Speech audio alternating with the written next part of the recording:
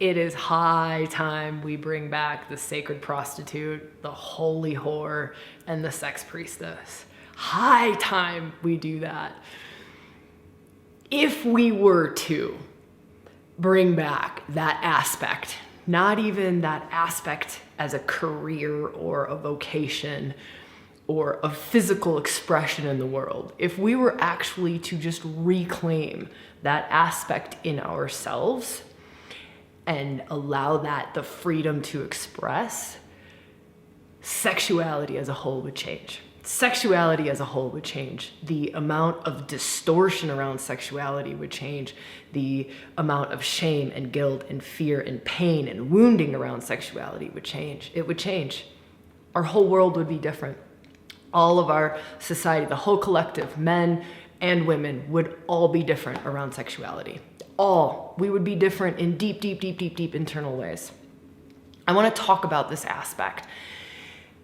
This holy whore, this sacred prostitute, this allowing ourselves to be a channel of grace while making love. Let me rephrase that. Allowing ourselves to be a channel of grace and allowing grace to flow through sexual energy. That's what it is. That's what sacred prostitute is. That's what holy whore is. It's the capacity to let love flow through sexuality, to let heart-connected, like soulful love, divine light, if you want to call it that, to flow through the energy of sex, to flow through our sexuality. And there are a lot of individuals being called to this aspect of self, more so than we think. So if you're watching this, I'm guessing there's a thread somewhere in there that's calling to you around sacred prostitute, holy whore, sex priestess, tantrika, even something along those threads. And it doesn't have to be that you're in a woman body by any means, but just that thread. And I want to speak to that thread.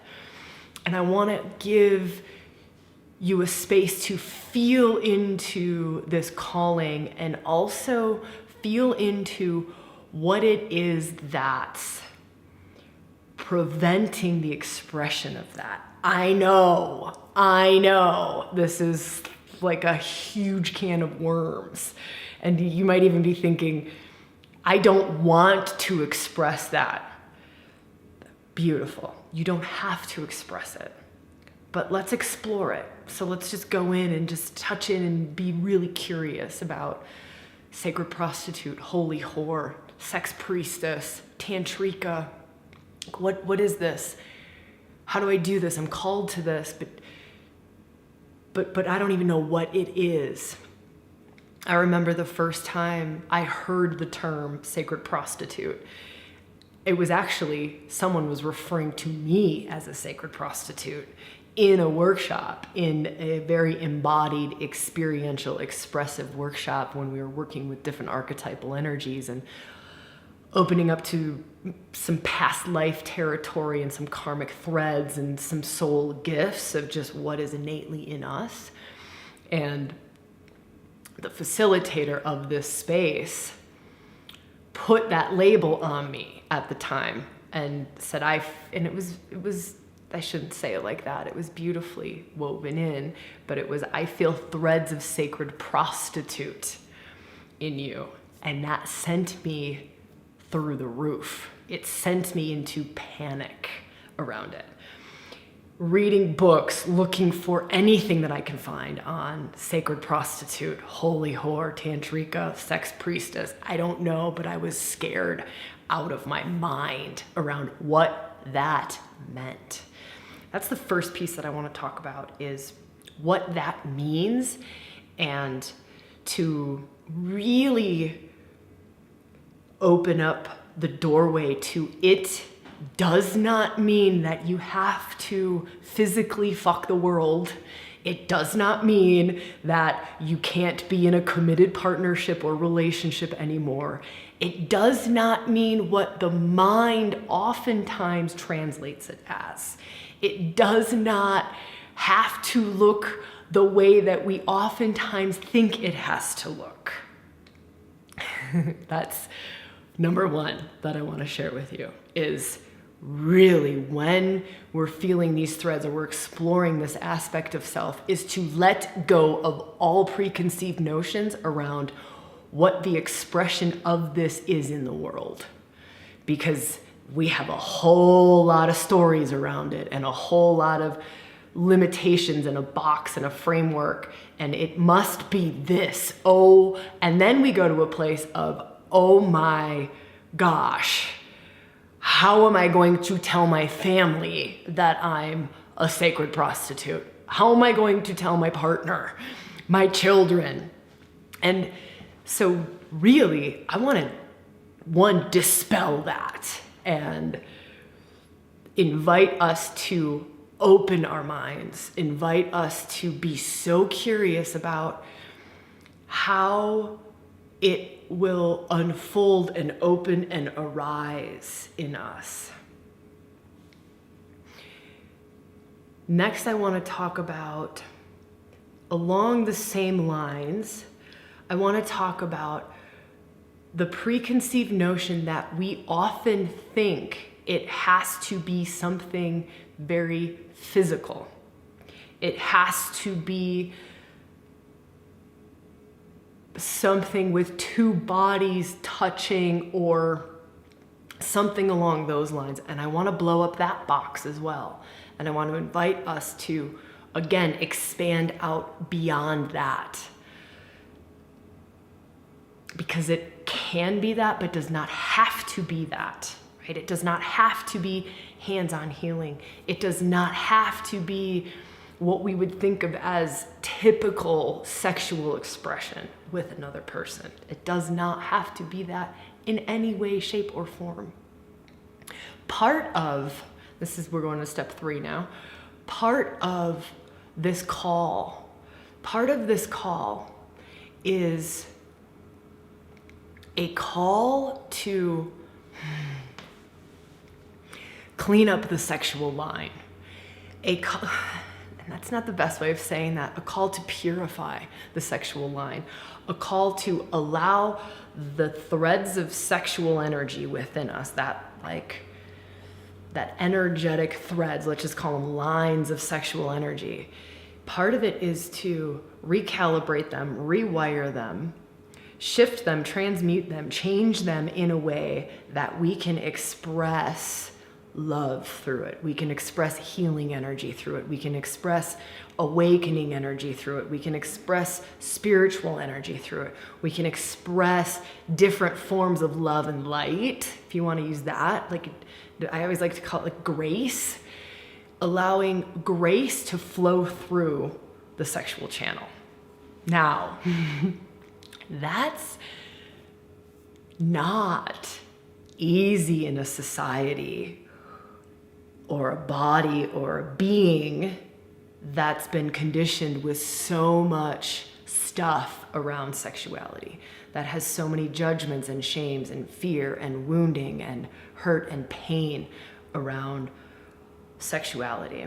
Not just from experiences in this lifetime, but also from absorbed family conditioning, absorbed what is sitting in our DNA, what is in our karmic imprint, what we kind of came into this life with. So many times, this call is first and foremost, and it has to be this, first and foremost is this call to clean the lines, purify the lines, de-rubble the lines. This call to let love flow through these lines without it being tainted or jaded or shaded by internal woundings, internal closures, fears, and all of the stuff that comes with sexuality. If that's something that's, you're like, I feel that call, you'll see there's a link up in the corner of the video. You'll also see a link in the description around this to go deeper into that aspect, to go deeper into kind of the purifying of those lines, the awakening of those lines. So first and foremost, it's that for a good long period of time, before we are in a place where we can serve from there, where we can allow, where our nervous systems, our emotional bodies, our psycho-spiritual bodies are trained and are awakened, are opened in a way that allows love to flow through those lines. Because I will say this, and I will say this loudly, and I think many of us have these experiences, is there's a lot of stuff out there that's being held in that way, that the work has not been done. The work has not been done. They should not be serving in that way yet. They are not close to being a sacred prostitute. They are not ready to be a holy whore. They are not Mary Magdalenes yet, right? Like if you feel into that, the Mary Magdalene aspect of it, and you feel into high, big heart, this infinite capacity to love, this grace connection, grace-filled, heart alive and connected, all the way down into the sexual centers. All the way down into the sexual centers. That means a lot of lower chakra derubbling, right? That means a lot of moving out of our like self-conditioned little self ways of being into this place that love and light and sacredness and grace can flow through my sexual channels in such a way that I'm tainting it as little as possible. We're still human, right? But you will know, you will know. Actually, maybe you won't know. Sometimes we don't know. I don't think there would be as many uncooked. There's this beautiful saying of, to become fine wine, there must be the crushing of the grapes. To become fine wine, there must be the crushing of the grapes. And so there's many offerings around this that it's still from grape form. It's still from grape form. It's not the fine wine yet. If we knew. And so something I was just feeling into today and thinking about today is, actually, I don't want to go into this. If this is a thread that you want to go into, leave a note in the comments. I want to just keep this tight and I want to bring it back in. But if this is a thread that you would love for me to go into, like when do you know you're ready? Then we'll do this in another video. So leave a comment, we'll kind of keep track of that. And if it's something that everyone's really wanting to hear, I'm very happy to talk about when you will know you're ready. But let's bring it back. I kind of want to give us just a tiny little bit more around. I want to also offer some of our Mary Magdalene videos. So if this is calling to you, Mary Magdalene is a beautiful archetypal energy. There's video that will take you right into this aspect, and you'll see a link in the videos above. You'll also see a link in the description below to continue on the journey. But let's kind of close with